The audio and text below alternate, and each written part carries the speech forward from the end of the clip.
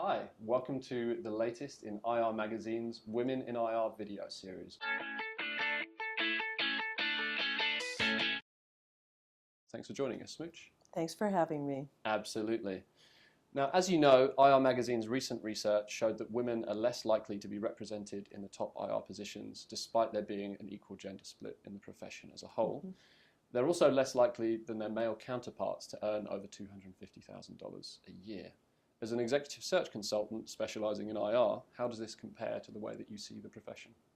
Well, Ben, I've always considered the IR profession to be the greatest intersection of knowledge and opportunity. Mm-hmm. And I really think that with its increase in value and importance to companies in the last decade, that the success of an IRO is really theirs to lose. Mm-hmm. Now, that said, I think there is a genuine interest on the part of management teams to have more women in the lead IR role. Mm-hmm. And I think the variables are in place. I think maybe women just need to think about their careers and frame them a little bit differently. Sure.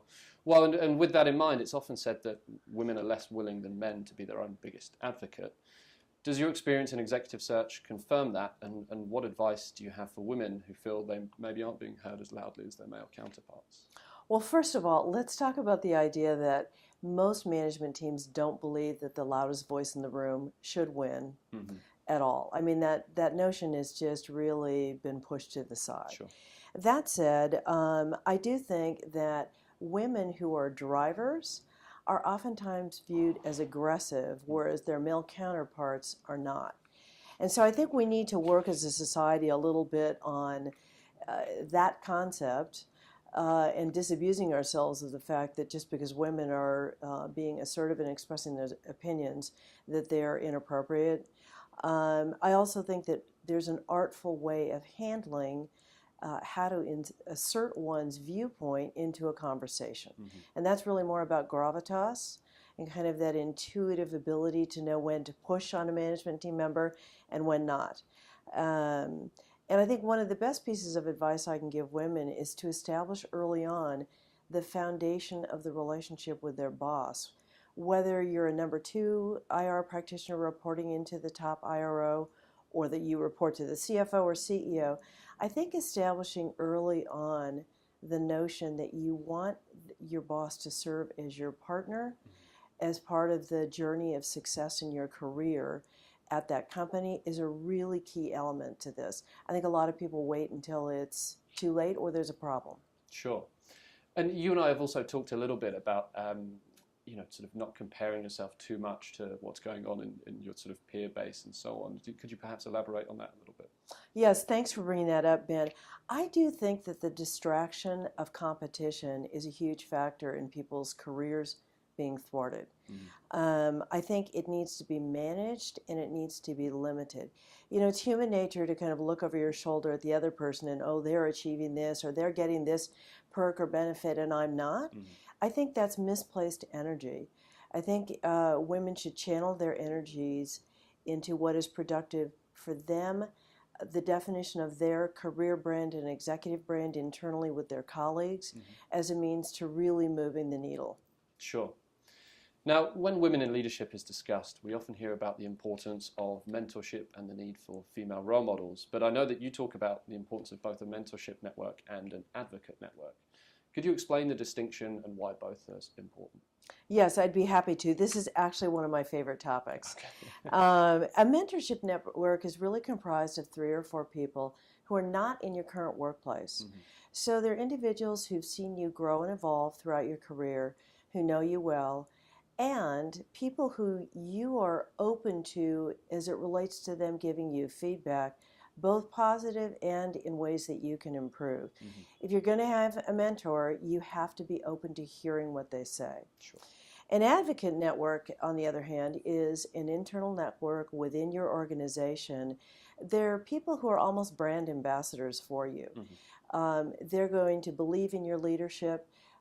They think highly of you and respect you, and they're going to help the broader organization understand who you are and why you're additive to that organization. Sure. Now, what advice do you have to those IR professionals looking to make a move, perhaps to the next big IR role? in the age of social media, what can people do to get on the radars of executive search consultants like yourself, and where should they be looking for new opportunities? Well, first of all, I'd like to emphasize two things. One, candidate, know thyself. I find when I get calls from people, candidates are all over the map. They don't know what they stand for. They don't have kind of a value proposition, and they don't know where they're going. And I think most recruiters are not going to be open to random resumes, coming to them. Sure. So you have to lead with your brand and a brand statement, and you have to network to build those relationships. I think the other piece of this, Ben, is leaders are perceived as having a strong sense of self and direction. And I think IROs need to do the same, whether it's internally with their colleagues or externally with the networking they do with individuals and certainly with recruiters. I think also another aspect of all of this that's very productive for IROs is to take the time to put together a career strategic plan. Sure. Again, I have so many people who approach me and they have no sense of direction. And I can't help those people because there's so many factors in each of our respective lives that play into where is that individual going, where do they want the destination of their career to be. So you have to remember, success is by design, it's not by happenstance. Sure. Well, and with that in mind, we often hear about how IROs are pretty strapped for time and have significant workloads. And so how can people balance the search for a new position, maintaining a high performance level at their existing job, and hopefully some semblance of a personal life? Well, I think balance is always going to be a challenge, right? And I think people need to remember that their own balance for themselves is not going to be the definition of balance that the media says necessarily or other people, peers say. So I think that's important to remember. Be planful. Set a realistic set of expectations for yourself when you decide you're going to change jobs. It's not going to happen overnight.